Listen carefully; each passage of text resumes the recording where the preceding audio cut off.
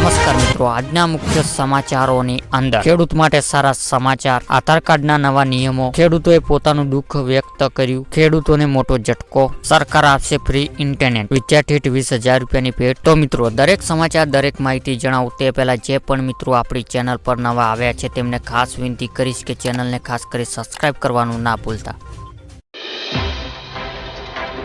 સમાચારની વાત કરવામાં આવે તો મિત્રો, ખેડૂતો માટે સારા સમાચાર એટલે કે ચોમાસાની ઋતુને લઈને ખેડૂત માટે સારા સમાચાર આવ્યા છે। ચાલુ વર્ષ ચોમાસું સિઝન સામાન્ય કરતાં સારી રહેશે, જેમાં જૂનથી સપ્ટેમ્બર ચોમાસું ખૂબ જ સારું રહેવાનો અહેવાલો છે। દેશ 104 થી 110% વરસાદ નોંધાયો છે, સરેરાશ વરસાદ પણ સારો રહેશે।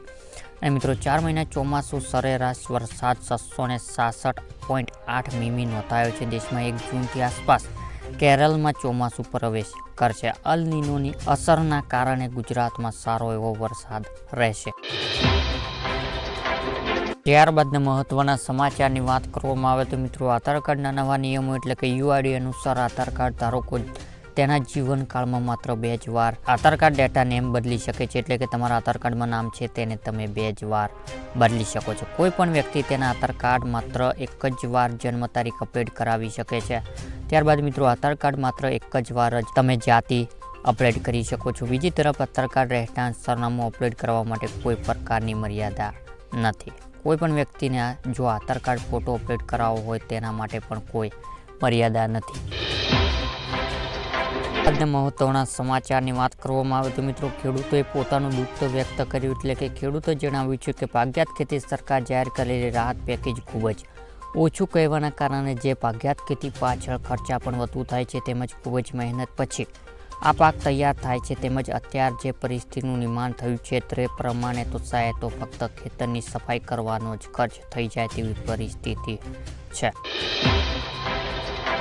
ત્યારબાદના મહત્વના સમાચારની વાત કરવામાં આવે તો મિત્રો, ખેડૂતોને મોટો ઝટકો એટલે કે દક્ષિણ ગુજરાતમાં વાતાવરણમાં પલટો આવ્યો છે। જ્યારે મિત્રો સુરત, નવસારી, ડાંગ, વલસાડ વાતાવરણમાં પલટો જોવા મળી રહ્યો છે। જ્યારે મિત્રો સુરતમાં સવારથી વાદળછાયું વાતાવરણ જોવા મળ્યું છે, જ્યારે વલસાડ જિલ્લામાં વાતાવરણમાં પલટો જોવા મળી રહ્યો છે અને વલસાડ જિલ્લામાં અનેક સ્થળો હળવો વરસાદ જોવા મળી રહ્યો છે અને માવઠા જેવી સ્થિતિ સર્જાતા ખેડૂતો ચિંતા વધી છે। લીલા શાકભાજી, શેરડી, ડાંગર, કેરીના પાકને નુકસાન ભીતિ ઊભી થઈ છે મિત્રો।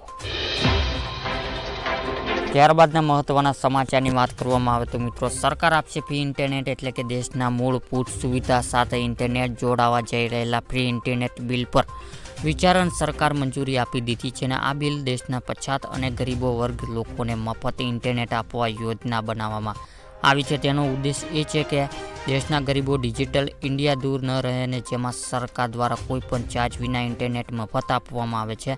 ફ્રી ઇન્ટરનેટ બિલ ગયા વર્ષ ડિસેમ્બર રાજ્યમાં સભામાં રજૂ કરવામાં આવ્યું હતું। રાષ્ટ્રપતિ ગૃહ આ બિલ પર વિચારણ કરવાની ભલામણ કરી છે। આ બિલનું નામ રાઇટ ટુ ફ્રી ઇન્ટરનેટ છે। ત્યારબાદના મહત્વના સમાચારની વાત કરવામાં આવે તો મિત્રો, વિદ્યાર્થી 20,000ની ભેટ એટલે કે ગુજરાત સરકાર દ્વારા પ્રાકૃતિક ખેતી કરતા ખેડૂતોને માટે મહત્વનો નિર્ણય લેવામાં આવ્યો છે। કેન્દ્ર સરકાર દ્વારા પ્રાકૃતિક ખેતી પ્રોત્સાહન આપવા અપીલ કરી હતી, ત્યારે ગુજરાત સરકાર પ્રાકૃતિક ખેતી કરતા ખેડૂતોને પ્રોત્સાહન કરવા માટે સહાય યોજના અમલ મુકાઈ છે। જ્યારે મિત્રો રાજ્ય સરકાર દ્વારા અમલ મુકાયેલી નવી યોજના માહિતી આપતા કૃષિ મંત્રી રાઘવજી પટેલે જણાવ્યું હતું કે રાજ્યમાં દરેક નાગરિકોને રાસાયણિક ખાતર તેમજ જંતુનાશક દવા ઉપયોગ કર્યા વિના ઉત્પાદન કરેલા શાકભાજી પાકો સરળતાથી મળી રહે તે માટે શાકભાજી પાકો પ્રાકૃતિક કૃષિ પ્રોત્સાહન આપવાની યોજના અમલ મૂકવામાં આવી છે। આ યોજના હેઠળ શાકભાજી ખેતી પ્રાકૃતિક ખેતી પદ્ધતિ કરતા હોય તેવા ખેડૂતો બિયારણ પ્રાકૃતિક ઇનપુટિંગ ખેતી તથા પ્રાકૃતિક ખેતી પ્રોત્સાહન મળે તે માટે મહત્વ 3,20,000 પ્રતિ હેક્ટર સહાય આપવામાં આવે છે। આ યોજના અમલકરણ માટે રાજ્ય સરકાર દ્વારા અંદાજપત્ર 3,100 લાખ રકમ ફાળવવામાં આવી છે। મહત્વના સમાચારની વાત કરવામાં આવે તો મિત્રો, 1 તારીખથી એલપીજી ફેરફાર એટલે કે 1 એપ્રિલના રોજ ઓઇલ માર્કેટિંગ કંપનીઓ એલપીજી સિલિન્ડર માટે નવા ભાવ જાહેર કર્યા છે। જે નવા દર મુજબ 19 કિલોનો ક્રોમિસી એલપીજી સિલિન્ડર કિંમતમાં લગભગ 45 રૂપિયા ઘટાડો કરવામાં આવ્યો છે અને આજે આ સિલિન્ડર ગ્રાહકોને દિલ્હી, કોલકાતા સુધી સસ્તા દર ઉપલબ્ધ થશે। જો કે ઘરેલું ગેસ સિલિન્ડર એટલે કે 14 કિલોનો એલપીજી સિલિન્ડરમાં ભાવમાં કોઈ ફેરફાર થયો નથી।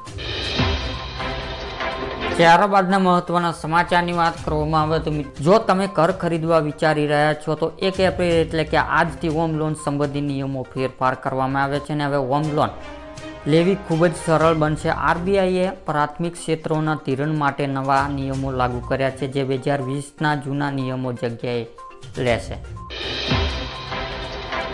ત્યારબાદના મહત્વના સમાચારની વાત કરવામાં આવે તો મિત્રો સામાન્ય માણસોને 10,000 રૂપિયાની સહાય એટલે કે ગુજરાતના દરેક ખેડૂત માટે, મજૂર અને મધ્યમ વર્ગના પરિવારો માટે ગુજરાત સરકાર આપ્યા રાહતના સમાચાર. હવેથી જનધન યોજના ખેડૂતો, મજૂરો અને મધ્યમ વર્ગના પરિવારોને 10,000 બેંકમાં વોટ આપવામાં આવે છે. આ 10,000 રૂપિયાની સહાય મેળવવા માટે જનધન બેંક એકાઉન્ટ હોવું ફરજિયાત છે. જ્યારે પહેલાં આ યોજના હેઠળ 5,000 રૂપિયાની સહાય આપવામાં આવતી હતી તેને વધારીને 10,000 રૂપિયા કરવામાં આવી છે.